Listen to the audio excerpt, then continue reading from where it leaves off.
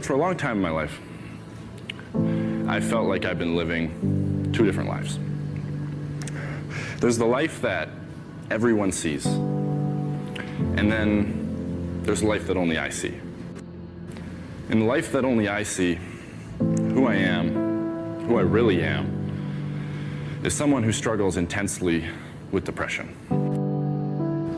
Now, for someone who has never experienced depression or doesn't really know what that means, that might surprise them to hear, because there's a pretty popular misconception that depression is just being sad when something in your life goes wrong. When you break up with your girlfriend, when you lose a loved one, when you don't get the job you wanted. But that's sadness, that's a natural thing, that's a natural human emotion. Real depression isn't being sad when something in your life goes wrong. Real depression is being sad when everything in your life is going right. For a long time, I think I was living two totally different lives, where one person was always afraid of the other. I was afraid that people would see me for who I really was, that I wasn't the perfect, popular kid in high school everyone thought I was, that beneath my smile there was struggle, and beneath my light there was dark, and beneath my big personality just hid even bigger pain. So I sat on the edge of my bed, where I'd sat a million times before, and I was suicidal. I was suicidal. And if you were to look at my life on the surface, you wouldn't see a kid who was suicidal. You'd see a kid who was the captain of his basketball team, the drama and theater student of the year, the English student of the year, someone who was consistently on the honor roll and consistently at every party. So you would say I wasn't depressed, you would say I wasn't suicidal, but you'd be wrong. You'd be wrong. So I sat there that night beside a bottle of pills with a pen and paper in my hand, and I thought about taking my own life. The scariest part is that after a while, you become numb to it. It becomes normal for you, and what you really fear the most isn't the suffering inside of you, it's the stigma inside of others, it's the shame, it's the embarrassment, it's the disapproving look on a friend's face, it's the whispers in the hallway that you're weak, it's the comments that you're crazy. That's what keeps you from getting help. That's what makes you hold it in and hide it. It's the stigma, so you hold it in and you hide it, and you hold it in and you hide it. And even though it's keeping you in bed every day and it's making your life feel empty no matter how much you try and fill it, you hide it because the stigma in our society around depression is very real. But I tell you, there are some times in life where you fall down and you feel like you don't have the strength to get back up. You sort of put a mask on your face when you come to school and pretend that everything's okay when it's not, and you go home and lay in your bed when no one's looking at you, when you don't have to impress anybody, and you're yourself. And fear comes in. Maybe you don't know for sure what's going to be happening in the future, and it scares you. Maybe you're worried about what people think of you, what people say about you. Just that fear paralyzes you. And I just want to ask you today, do you think you have hope? There are some things in life that are out of your control that you can't change, and you got to live with. The choice that we have, though, is either to give up or keep on going. I want to ask you, what are you going to believe? Are you going to believe in yourself? Are you going to believe everybody else's judgment on you? Are you going to believe people when they say that you're a failure and no one really likes you, no one really cares about you?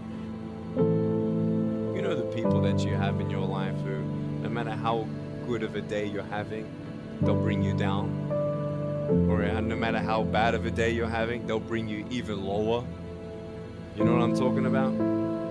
Think of the 3 biggest discouragers in your life. They're not your biggest discouragers.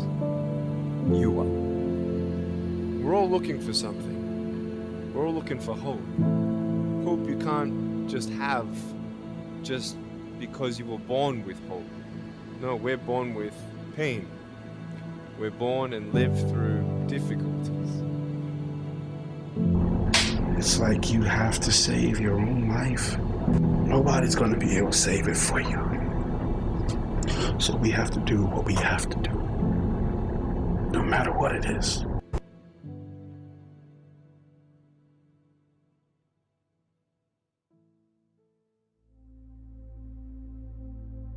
Depression is normal.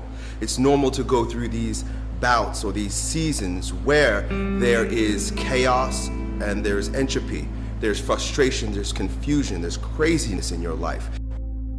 Get past the fear and the ridicule and the judgment and the stigma of others, you can see depression for what it really is. And that's just a part of life. Just a part of life. And as much as I hate some of the places, some of the parts of my life depression has dragged me down to, in a lot of ways I'm grateful for it. Because yeah, it's put me in the valleys, but only to show me there's peaks. And yeah, it's dragged me through the dark, but only to remind me there is light. My pain, more than anything in 19 years on this planet, has given me perspective. And my hurt's forced me to have hope. Have hope and to have faith. Faith in myself. Faith in others. Faith that it can get better, that we can change this, that we can speak up and speak out and fight back against ignorance.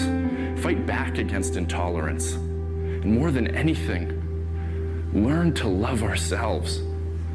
Learn to accept ourselves for who we are, the people we are, not the people the world wants us to be. Because the world I believe in is one where embracing your light doesn't mean ignoring your dark. The world I believe in is one where we're measured by our ability to overcome adversities, not avoid them. The world I believe in is one where I can look someone in the eye and say, I'm going through hell. And they can look back at me and go, me too, and that's okay. And it's okay because depression is okay. We're people. We're people, and we struggle and we suffer and we bleed and we cry. And if you think that true strength means never showing any weakness, then I'm here to tell you, you're wrong. You're wrong because it's the opposite. That the mind and spirit of man advance when he's tried by suffering.